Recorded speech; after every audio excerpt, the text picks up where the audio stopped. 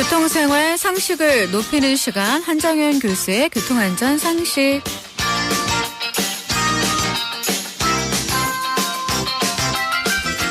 행복한 라디오의 교통 멘토 자동차 칼럼 리스트이자 대덕대학교 자동차학과 한정현 교수님을 만나보는 시간이죠. 자, 교수님 연결해 볼게요. 안녕하세요. 네, 안녕하세요. 네, 교수님.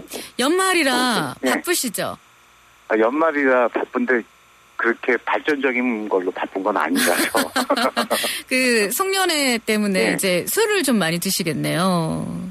다행인 게 부모님한테 그렇게 아세트알데히드 분해 효소를 못 받아가지고 네. 저는 아예 술 안 먹는 사람으로 내놔서 몸은 안 괴로운데 대신 끝나고 그냥 배달을 합니다. 주로 이제 집에 네, 고기도 옆에서 많이 구우셔야 될걸요. 가위질도 네, 좀 하셔야 맞습니다. 되고요. 네.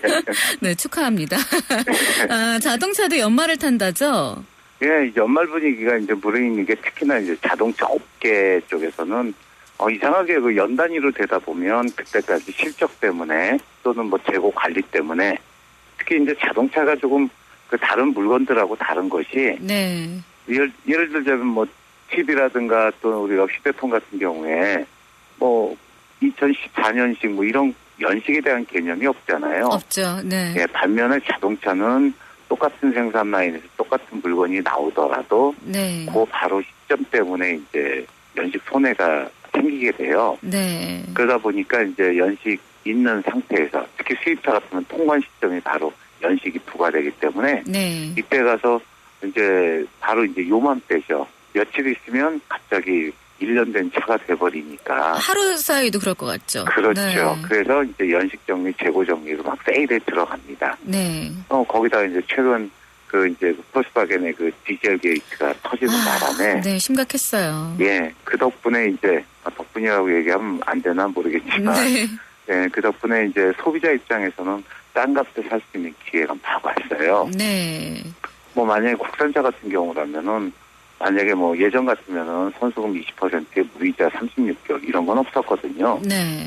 그러니까 뭐 무이자로 2,400만 원을 무이자로 3년 쓴다 이런 좋은 조건 같은 것들이 이제 나오기 시작했고, 네. 뭐 수입차 같은 경우에는 이제 뭐 재고 여부에 따라서 또는 그 또 디젤 게이트의 여파 또 그다음에 또 유로 6 시행 이런 것들 때문에 네. 차값이 뭐 20%나 디스카운트 되는 경우도 있고요. 네. 그러니까 뭐 워낙 차가 비싸지 않습니까? 네. 그러니까 뭐 몇백만 원에서 뭐 2천만 원까지도 이익을 볼 수 있는 네. 그런 이제 시기가 바로 이맘때가 됐어요. 네. 그 차를 바꾸실 분들은 네. 요맘때를 좀 또 기회를 보시는 것도 좋을 것 같네요. 일단 뭐 일종의 스마트 컨슈밍이라고 할 수 있겠죠. 네. 그런데 뭐 그거는 메이커에서 팔 때, 수입사에서 팔 때도 마찬가지지만 사는 사람 입장에서도 사서 며칠 만에 이제 1년 된 차가 되는, 하지만 연식 손해는 감안하셔야 됩니다. 네. 그 최근에 이제 네. SUV 인기가 참 높아졌잖아요. 예. 실제로 SUV 선호도가 높은 편인가요? 예, 그렇습니다. 뭐 이건 SUV라는 게 이제 세계적으로 인기를 모으고 있고요. 네. 우리나라 같은 경우에는 통계를 보면 작년 같은 경우에는 26.7%니까 거의 4대 중에 한 대꼴이 이제 팔렸고요. 예. 올해 11월까지 통계만 봐도 벌써 이미 35%가 넘습니다. 네. 그러니까 연말까지 다 자료가 나오더라도 적대 중에 한 대꼴 이상이 이제 SUV라고 볼 수 있고요. 네. 뭐 이 추정이 이제 자동차 산업협회 얘기는 내년도에는 아마 한 45만 대가량이 SUV가 팔리지 않을까. 시장이 어마어마하네요. 네. 예. 그 SUV 좋아하시는 분들은 귀를 쫑긋 세우실 텐데요. 예. 계절적으로 이 사륜구동 SUV가 좋을까요? 글쎄 보통 뭐 언뜻 많은 분들이 SUV를 사실 때 보면 이게 뭐 겨울철에도 안전한 거 아니냐, 안전 때문에 산다는 분들 많거든요. 네. 그런데 사실은 이제 오늘 드릴 말씀 중에 하나인데 겨울철이라고 해서 꼭 다른 구동차가 유리한 건 아니에요. 네. 그러니까 뭐 많은 분들이 겨울철은 그래서 SUV가 더 안전하지 않느냐라는 얘기를 많이 하시는데 네. 뭐 표면적으로 보면은 맞습니다라고 대답을 할 수 있지만 실제는 좀 조금 다릅니다. 네, 그래요. 네. 겨울철에는 SUV가 더 안전할 것 같긴 한데요. 네. 일반적으로 그렇게 생각하지 않나요? 네, 물론 많은 분이 그런데 사실 우리나라 SUV 인기만을 놓고 본다면요. 일단은 사실은 값싼 연료 때문에 사시는 분들이 가장 많습니다. 네. 그러다 보니까 SUV 하면 우리가 보통 생각할 때는 폴 드라이브 시스템, 그러니까 4륜구동 기능이 있다라고 생각하는데 네. 실제로 국내에 팔리는 차들을 보면 95%에서 97%가 그 2륜구동 모델을 택하세요. 아, 그래요? 저도 예. 그렇게 알고 있었어요. 사륜구동이라고요. 예. 네. 근데 대부분이 그런 이유가 뭐냐면 일단 값도 싸지만 차값도 한 150에서 한 300만 원 정도 쌉니다. 네. 거기 대부분이 시야가 높으니까 좀 차 밀릴 때 덜 갑갑하다라는 네. 거 하고 그다음에 좀 있어 보여요.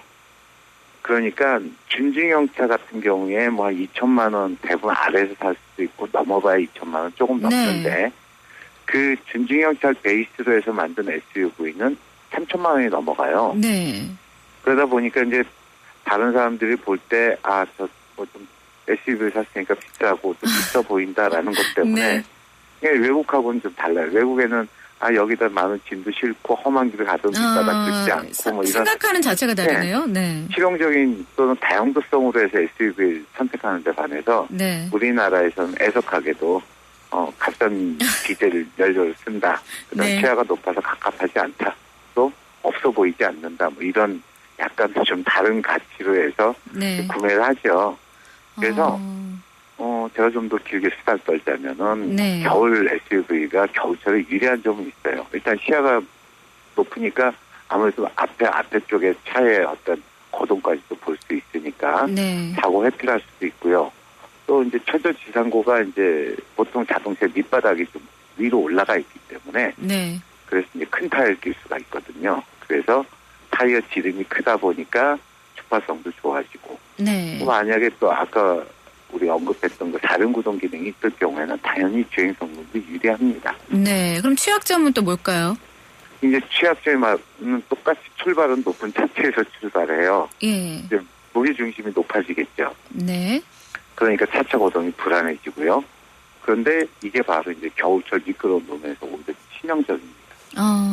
그러니까 다시 말하면은 우리가 저는 이제 키가 170 정도밖에 안 되는데 네. 한 190, 2m 넘는 친구하고 달리기를 한다면은 직선 달리기에서는 아무래도 제가 다리가 짧으니까 불리할 수 있겠지만 네. 요리조리 이렇게 도는 곳에서는 그분은 배꼽이라고 하면 벌써 1m 한 2, 30cm 무게중심에 가 있는 거죠. 네. 저는 한 7, 80cm에 가 있겠고 그러다 보니까 제가 훨씬 더 안정감 있게 코너를 돌 수 있기 때문에 네. 꼬불꼬불한 길 달리기에서는 제가 더 유리할 수 있어요. 그 SUV가 코너에서는 정말 위험하더라고요. 이렇게 휙 돌다 보면 이렇게 뒤집어지는 경우 그렇죠. 전복 사고가 많이 전복 나더라고요. 있고요. 예. 그래서 그런 것도 있고 또 아까 이제 4륜구동 기능 말씀드렸는데 네. 4륜구동 기능은 분명히 미끄러운 길에서 움직이는 건 유리해요. 네. 근데 차 미끄러운 길에서 움직이기만 할 수는 없죠. 멈추거나 해야 되는데 그렇죠. 오히려 제동 시에는 바로 그 높은 무게중심 때문에 오히려 유리하고 위험합니다. 네. 그렇군요. 그럼 어떤 차종을 선택하는 게 좋을까요? 네, 이 말만 해도 아마 긴 시간 걸릴 것 같은데 네. 간단하게 얘기하면 필요에 맞춘 차를 골라야 돼요. 네. 그런데 우리나라 분들이 잘못하고 있는 것들이 뭐 SUV를 사시면서 가족들하고 뭐 여행 가려면 이게 필요하다 그러시는데 그런 친구들 치고서 1년에 진짜 가족들하고 여행 가는 거 하루 이틀밖에 안 돼요. 그렇죠. 그래놓고 맨날 혼자서 그 시내 다니면서 SUV를 타고 뭐 미니밴 타는 친구들도 마찬가지입니다. 뭐 어르신들 모시고 가족들하고 어디 간다고 하지만 네. 그럴 바에는 차라리 자기 혼자 출퇴근의 99% 이상을 쓴다면 네. 소형차 배출가스도 적고 염도 좋은 소형차를 타시고 가족들끼리 여행 갈 때 그때만 렌터카 들리셔도 그게 훨씬 더 정책적이거든요. 그렇군요. 예, 네. 그래서 자기의 필요에 맞춰서 이것도 필요해 저것도 필요해서 큰 차를 살 것이 아니고 이것도 필요한 때는 다른 차 쓰고 내가 주로 쓰는 게 어떤 건가를 보는 게 제일 중요해요. 네. 그럼 만약에 네. SUV를 타는 분들이요. 겨울철에 주의해야 할 점은 어떤 게 있을까요? 이게 저번에도 겨울철 운전에 주의해야 될 게 감속, 안전거리 유지, 그다음에 급조작 금지 뭐 이런 말씀 드렸잖아요. 네. 이 부분이 똑같은데 사실은 세단형 승용차보다 훨씬 더 신경을 써야 됩니다. 그렇군요. 그게 이제 거동이 그만큼 불안하기 때문인데 네. 많은 분들의 SUV 내가 안전하니까 안 되고 안전한 거는 들이받았을 때 조금 안전할 수 있어요. 네. 근데 가장 좋은 거는 그 맞는 것보다 맞지 않는 방법이 더 좋잖아요. 네. 그러니까 사고를 예방하는 게 더 중요한데 예방 측면에서 본다면 오히려 세단형 승용차가 더 예방 안전 쪽에서는 더 우세하다. 네. 그래서 그런 불리한 게 기본적으로 SUV 차종이 갖고 있는 문제이기 때문에 네. 간속, 안전거리 유지, 또 급조작 금지. 요거는 항상 더 세단형을 타실 때보다 더 신경을 쓰셔야 되는 부분입니다. 네. 오늘은 이제 최근 더 큰 관심을 받고 있는 SUV 차량에 대해서 자세히 알아봤고요. 이 장점과 단점을 좀 꼼꼼히 살펴보시고 차량 구입하실 때 참고하셔야 될 것 같습니다. 네.